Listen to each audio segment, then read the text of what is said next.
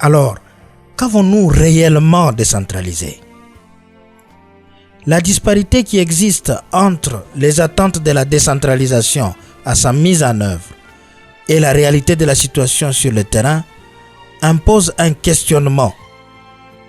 Étant donné que les fonctions de l'État sont régaliennes d'une part et socio-économiques de l'autre, nous ne pouvons sous-entendre que seules les fonctions socio-économiques soient décentralisées. L'armée, la police et la justice, qui sont l'essence même des fonctions régaliennes, ne peuvent faire l'objet de décentralisation et ne devront être conçues que dans un système déconcentré de l'État. Il est donc aberrant de placer dans nos gouvernements provinciaux un ministère consacré à la justice, par exemple, animé par un ministre provincial, lui qui est un agent décentralisé.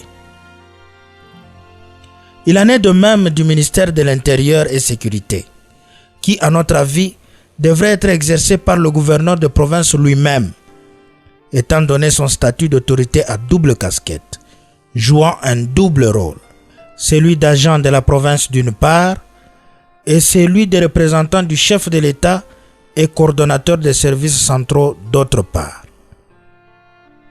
Parlant de fonctions socio-économiques, celles-ci doivent consister en de véritables prestations, plutôt qu'à de simples protections de droits et libertés individuelles. Pourquoi devons-nous avoir dans nos gouvernements provinciaux des ministères consacrés aux droits humains ou aux droits de la femme, par exemple? Pourquoi? Pourtant, lorsque ces droits sont lésés, les victimes se remettent souvent à la justice. Rien de particulier ne se fait, sinon entamer les procédures judiciaires. Autant laisser ce rôle à la justice et aux activistes de droits de la femme ou de droits humains, plutôt que créer des ministères qui n'auront qu'un rôle pédagogique. La décentralisation doit jouer pleinement son rôle, celui de créer des centres d'impulsion et de développement à la base. Pour y parvenir, nous devons alors repenser les attributions des ministères provinciaux pour favoriser un travail optimal. Certaines attributions sont complexes en elles-mêmes, au point qu'elles présagent déjà un travail difficile et confus. À titre d'exemple, on peut citer à Kinshasa, le ministre provincial près le gouverneur en charge des relations avec le Parlement, de l'éducation, ressources hydrauliques, mines et porte-parole du gouvernement.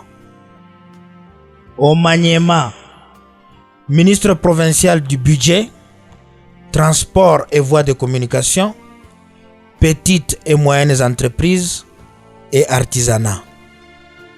Au Bas-Ouélé, ministre provincial de transport et voies de communication, jeunesse, sport et loisirs, nouvelles technologies de l'information et des communications.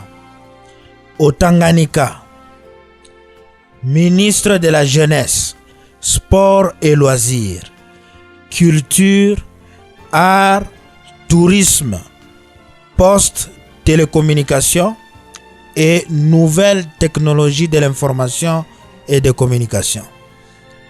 Et au Congo central, ministre des Mines, Communications et Médias, Postes et Télécommunications, des nouvelles technologies de l'information et communication, genre, famille et enfants, pour ne citer que ceux-là.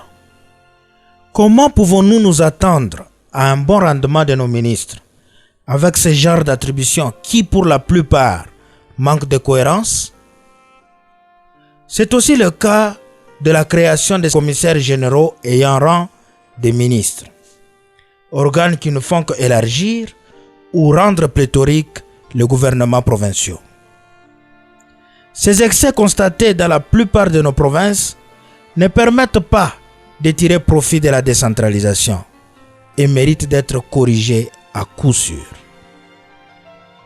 Les attributions à la base doivent mettre en avant les prestations qui répondent aux besoins communautaires majeurs.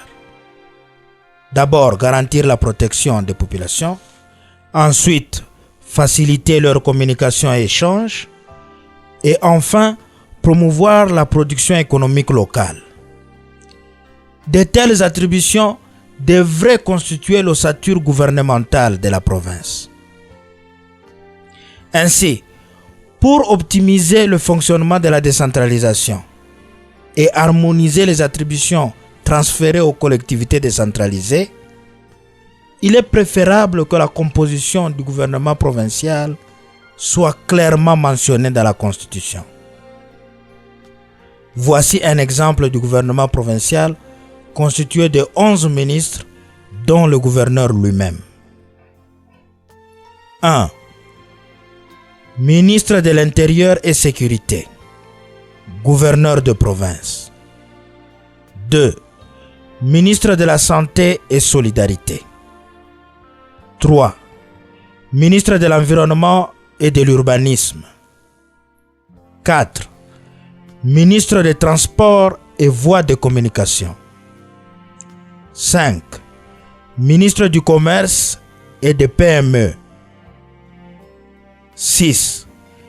Ministre des Télécommunications et de la Culture. 7. Ministre de l'Agriculture et Alimentation. 8. Ministre des Mines et Hydrocarbures. 9.